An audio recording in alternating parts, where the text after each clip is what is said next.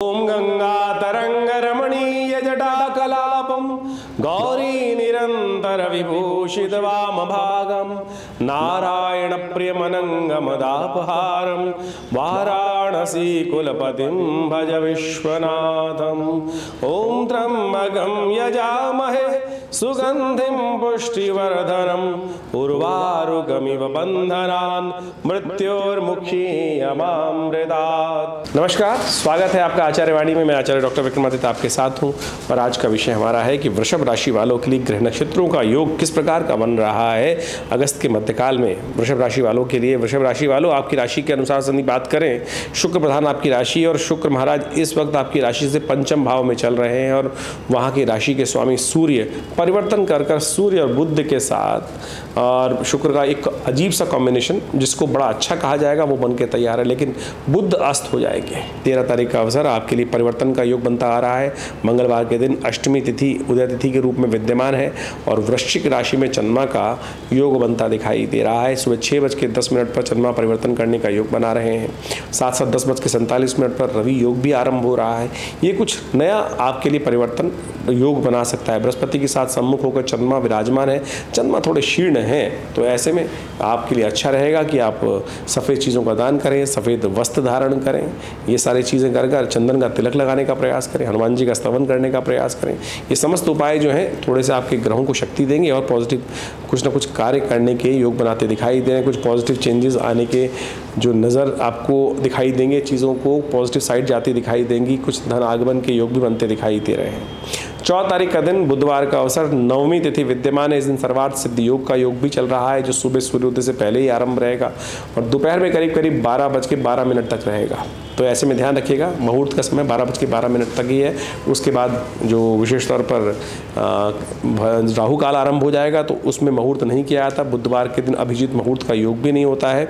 तो ये सर्वार्थ सिद्धि योग करीब 12:15 बजे तक ही है। तो इसमें कोई नया कार्य आरंभ करना हो, नया प्रोजेक्ट हाथ में लेना हो तो इसका लाभ आप ले सकते हैं। ग्रह नक्षत्रों के दृष्टिकोण से बृहस्पति चंद्रमा का संबंध है, ये काफ़ी अच्छा है और ये कहीं ना कहीं पॉजिटिव आपके लिए कहीं ना कहीं प्रभाव उत्पन्न करता दिखाई देगा और इस पॉजिटिव प्रभाव से आपको लाभ मिल सकता है।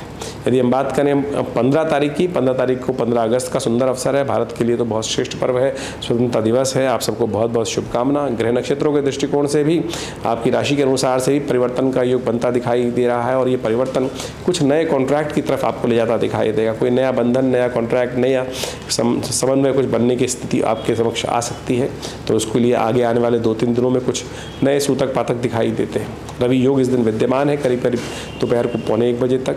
तो उसमें कुछ नया कुछ करना हो तो उसका लाभ ले सकते हैं। ज्येष्ठा नक्षत्र इस दिन विद्यमान रहेगा, ध्यान रखें। 2 दिन यानी 15 और 16 तारीख को ज्येष्ठा और मूल के योग हैं। आजकल जो बच्चे जिन दिनों जन्म लें उनका विशेष तौर पर मूल शांति अवश्य करानी चाहिए। इस बात का माता पिता को ध्यान रखना चाहिए। आजकल डिज़ाइनर चाइल्ड बहुत ज़्यादा लोग जन्मपत्री भी ऐसे कर लेते हैं पहले कि महाराज पहले बता दीजिए कि कौन से दिन में मुहूर्त करना चाहिए। 15 तारीख चुन लेते हैं लोग बहुत बार अपने बच्चों के जन्म तिथि को याद बनाने के लिए, लेकिन इस बार 15 अगस्त के दिन मूल नक्षत्र, ज्येष्ठा और मूल नक्षत्र का योग बन रहा है। तो ध्यान रखिएगा, मूल शांत में जन्म लिया हुआ बच्चा थोड़ा सा परिवार के लिए और स्वयं के लिए कष्टकारी होता है, तो इस बात का ध्यान रखते हुए कार्य करें। 16 तारीख का अवसर, एकादशी तिथि शुक्रवार के दिन एकादशी का सुंदर योग बन रहा है। सावन के महीने में शुक्रवार के दिन सुंदर एकादशी और इसी दिन सूर्य भी परिवर्तन की तरफ जा रहे हैं, सिंह राशि में पदार्पण कर रहे हैं। सूर्य चतुर्थ भाव में सूर्य जो हैं ये आपके लिए कुछ अच्छे योग बना सकते हैं, कुछ नया परिवर्तन का योग दे सकते हैं, कुछ नया कार्य आरंभ करने के योग बना सकते हैं। ग्रह नक्षत्रों के दृष्टिकोण से ऐसा योग बन रहा है। तो ऐसे में आपके लिए अच्छा रहेगा कि आप भगवान विष्णु का स्तवन करें और साथ साथ सूर्य का पूर्ण लाभ लेने के लिए ओम घृणी सूर्य आदित्याय नमः इस मंत्र का जप करते हुए गेहूं इत्यादि का दान करना, घी इत्यादि का दान करना आपके लिए अच्छा रहेगा। 17 तारीख शनिवार का अवसर, प्रदोष का योग, लेकिन इस दिन क्षय तिथि है, त्रयोदशी क्षय हो गई है, तो इस बात का ध्यान रखें। शनि प्रदोष का लेकिन सुंदर योग बना हुआ है और शनि महाराज आपकी राशि के अनुसार से इस वक्त बड़े सुंदर योग में है, लेकिन वक्री स्थिति में चल रहे हैं।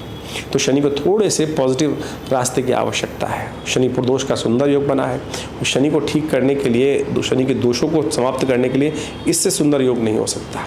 तो कोशिश ये करें प्रदोष काल में शाम के समय जब सूरज अस्त होने के लिए हो चुके और उसमें से अंधेरा ना हुआ हो, ऐसे में ओम नमः शिवाय का जप करते हुए तेल के द्वारा या तिल के द्वारा भगवान का अभिषेक करने का प्रयास करें। शमी के पत्ते भगवान पर अर्पित करने का प्रयास करें।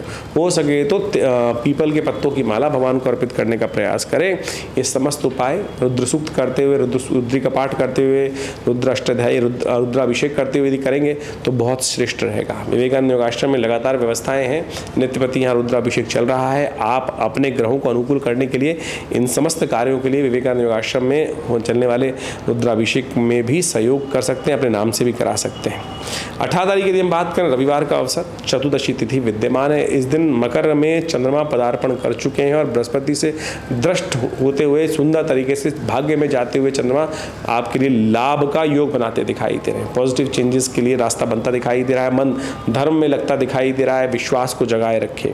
विश्वास के द्वारा ही बहुत सारे कार्य होने के योग बनते हैं, तो इसलिए विश्वास को डगमगाने न दें। ये सुंदर योग आपके लिए परिवर्तन का आगे बहुत सुंदर बन रहा है। 2-3 दिन में आपके लिए अच्छे योग बनते दिखाई दे रहे हैं। 19 तारीख की यदि हम बात करें, सोमवार का अवसर है और कुंभ राशि में इस दिन चंद्रमा का प्रवेश होगा। साथ साथ राखी का सुंदर पर्व है, श्रावणी का सुंदर पर्व है।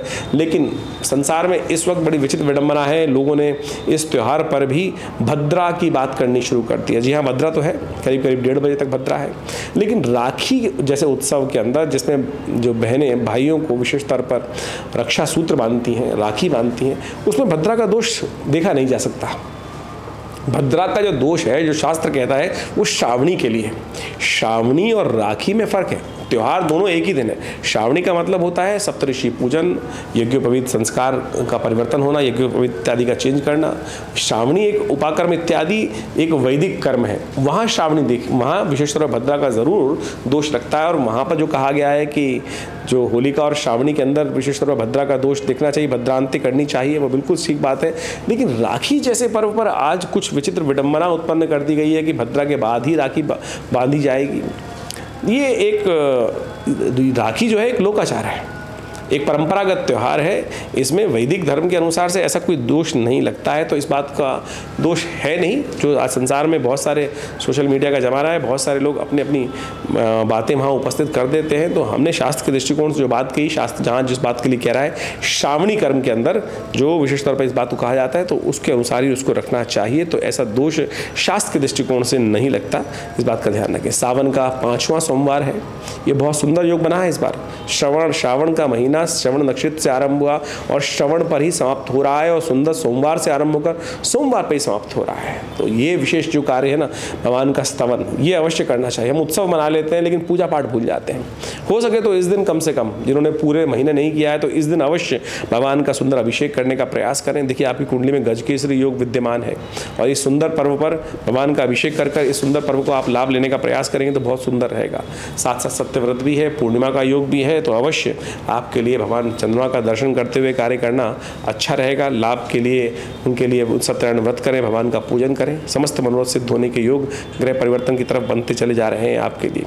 20 तारीख का अवसर, सोमवार का मंगलवार का योग है। भाद्रपद आरंभ हो रहा है। इस दिन प्रतिपदा का सुंदर योग है। मृगशिरा नक्षत्र में बृहस्पति चलते चलते प्रवेश करेंगे और अपनी गति को आगे बढ़ाएंगे। मंगल आगे बढ़ चुके हैं, बृहस्पति पीछे रह गए हैं और ये आपके लिए बड़ा अच्छा योग बन रहा है। लेकिन शनि वक्री, बृहस्पति और अतिचारी हो रहे हैं, तो ये योग जो है ये कहीं ना कहीं विशेष तौर पर संसार के लिए अभी कुछ ना कुछ उठापटक के योग आगे बनाता दिखाई देगा। इसके लिए विशेष तौर पर संसार में उपद्रव शांत होते नहीं दिखाई दे रहे हैं। लेकिन बृहस्पति का ये परिवर्तन आपकी राशि के अनुसार से अच्छा है और आपको ऐसे में बृहस्पति का उपयोग करने का प्रयास करना चाहिए। नित्यपति अपने माथे पर केसर का तिलक करें, हो सके तो पीला चीज़ों का दान करने का प्रयास करें। बृहस्पति और बढ़िया आपके लिए लाभ के योग आने वाले कुछ महीने में उपस्थित करने के योग बनाएगा। तो सिलसिलेवार तरीके से ज्योतिष के दृष्टिकोण से तिथियों के हिसाब से आपके लिए ग्रहों का योग क्या है वो आपने समझा। इसके अनुसार से इन सब चीज़ों को समझते हुए भी ज्योतिष के साथ साथ हमको ये भी समझना चाहिए बाकी ग्रहों के साथ साथ आपकी कुंडली में ग्रहों का योग किस प्रकार का है। आपकी विशेष तौर पर ये समझें कि दशाएं, अंतर्दशाएं जो कि जिस प्रकार से चल रही हैं उनका भी महत्वपूर्ण प्रभाव रहता है और उन सब चीज़ों को समझते हुए हमें उनके उपाय समय को ध्यान में रखते हुए करने का प्रयास करना करना चाहिए। जो राशि के अनुसार से कॉन्सेप्ट है वो विशेष तौर पर गोचर का बहुत प्रत्यक्ष प्रभाव है, क्योंकि आमतौर पे कई लोग विचित्र विडंबना उत्पन्न करने का प्रयास करते हैं कि गोचर का प्रभाव जो राशियों के अनुसार से ही आएगा।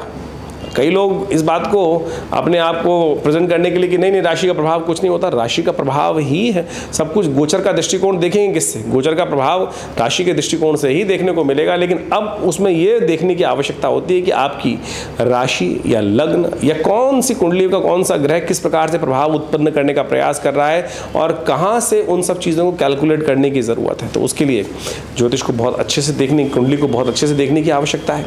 तो आप अपनी कुंडली को अच्छे से समझते हुए, देखते हुए चीज़ों को कार्य करने का प्रयास कीजिए। हम समय समय पर आपके समक्ष आते ही रहते हैं और बहुत सारे उपाय बताने का प्रयास करते हैं और बहुत सारे तिथिवार के अनुसार से ग्रह नक्षत्रों का प्रभाव आपके ऊपर क्या है उसको समझाने का प्रयास करते हैं। और विवेकानंद योगाश्रम इस क्षेत्र में कार्य कर ही रहा है। समय समय पर बड़े बड़े अनुष्ठान, बड़े बड़े यज्ञ इत्यादि आश्रम पर चलते ही रहते हैं। भगवती का श्री विग्रह जो यहाँ उपस्थित है मंदिर में, 1947 में मुल्तान से आया हुआ श्री विग्रह, उनके सानिध्य में नित्य प्रति 8 घंटे करीब यज्ञ होता है। और आप भी स्वयं हर रविवार को इस कार्यक्रम में भाग ले सकते हैं। सावन के पूरे महीने में नित्य प्रति शाम को रुद्राभिषेक चल ही रहा है। आप उसमें भी हमारे साथ उस रुद्राभिषेक के कार्यक्रम में सम्मिलित होने के लिए आश्रम से संपर्क साध सकते हैं। नंबर्स, आश्रम के फ़ोन नंबर्स आपके समक्ष चलते ही रहते हैं, उन पर आप संपर्क साधेंगे और जो भी कोई विशेष जानकारी प्राप्त करना चाहते हैं उन सब नंबरों के माध्यम से आप आ सकते हैं।